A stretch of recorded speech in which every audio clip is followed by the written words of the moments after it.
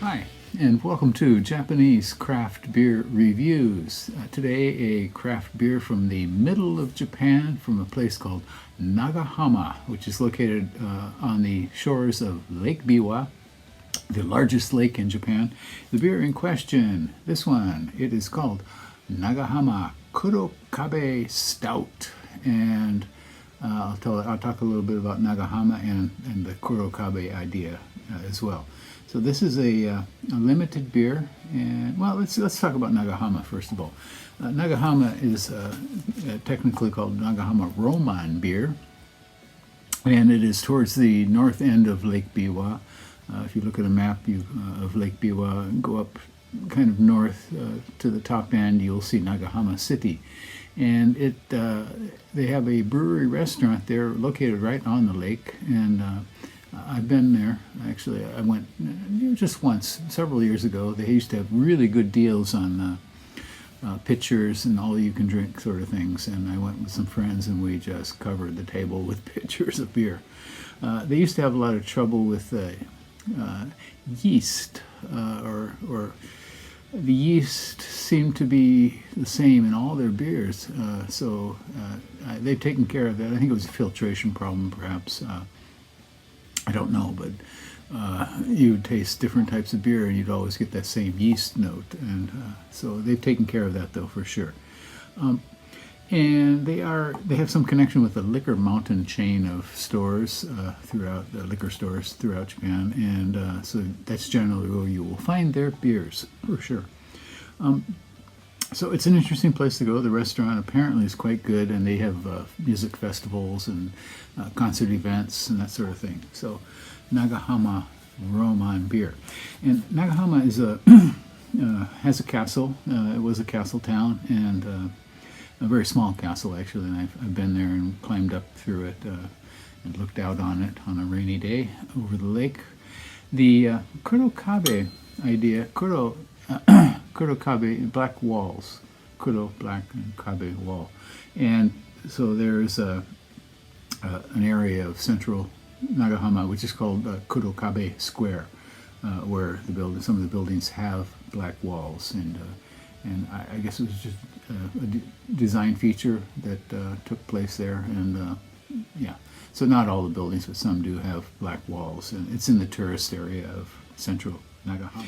And this beer is a stout, 5%, 27 IBUs, and I'd wondered, I've reviewed most of their beers, and I thought this was one of their flagships, but it turned out I hadn't reviewed this, and there was a reason why, is that they used to produce it regularly until a few years ago, and they stopped, and not sure why they stopped, but apparently, according to their website, customer requests, and they decided to bring it back as a limited reissue. So in the past, they have made a milk stout, and they've also made an imperial stout, which I have reviewed.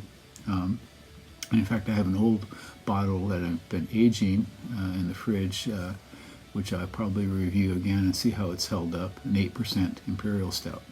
But this one is simply a stout, and okay, here's a map of what you can see is the central area is Lake Biwa, and Nagahama is up there towards the north end of it. Okay, so as far as I can tell, there's nothing unusual about this. It has English malt, and also German malt as well, and unmalted barley as well, and hops, and that is it. Okay, so we give it a go.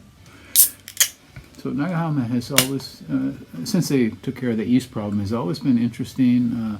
Nothing unusual, except they used to put out special beers, strong ales and things like that, in large format, 750 milliliter bottles. I used to look for those when they came out, but I haven't seen anything like that for quite a while. Their most unusual recent beer was a beer made in conjunction with a beef jerky company as an accompaniment to be paired with beef jerky. So it was okay. All right. In any case, this is completely pitch brown with a very dark tan head. bite going through it? Not a bit. Not at all. Okay. All right. Let's give it a go. Oh, very pleasant. Lots of roastiness.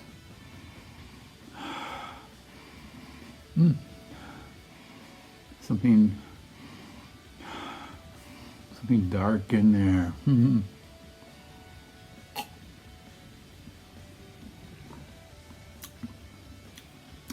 Good roast malt, mild body, not overwhelming body, light sweetness in mid palate, something lightly chocolatey.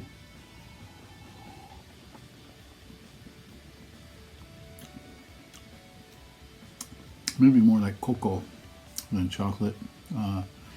Good moderate roastiness. Yeah, and mild hopping. 27 IBUs. Yeah.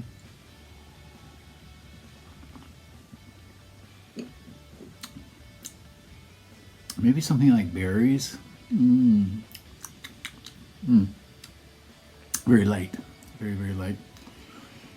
Goes a little bit dryish in finish, but it just takes you through a little tour of the